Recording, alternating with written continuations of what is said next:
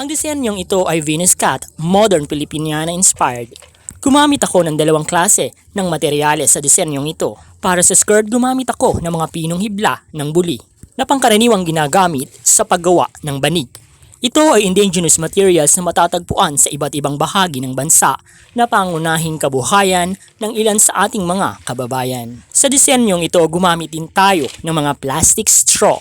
Sa kabuuan, mayroong 1,020 piraso ng plastic straw ang nagamit upang mabuo ang pang-itaas na bahagi ng disenyo. Ang disenyong ito ay ginawa ko para sa kandidata ng Miss Earth Philippines 2023 mula sa Filipino community ng Melbourne, Australia.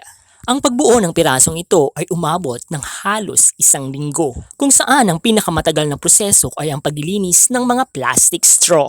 Ang bawat isang plastic straw ay hinahati sa gitna at kapag nahati na ito ay pagdudugtungin ang magkabilang dulo nito. Tulad ng nakikita ninyo, ganito ko sinisimulan ang pagbuo at umaabot ng halos 2 araw ang paglala nito. At matapos nga ang 1 linggo, narito ang final look ng ating ginawa. Kulay krema at kulay dilaw ang napili ko para sa disenyong ito, kung saan ang mga hibla ng buli at mga plastic straw na rin ang naging palamuti.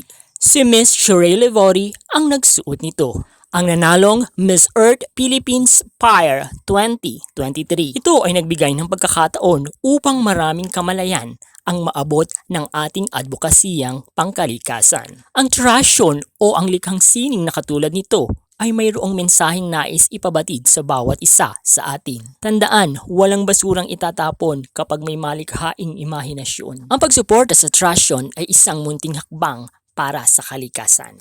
Hanggang sa muli, mga verified makakalikasan. Thank you very much!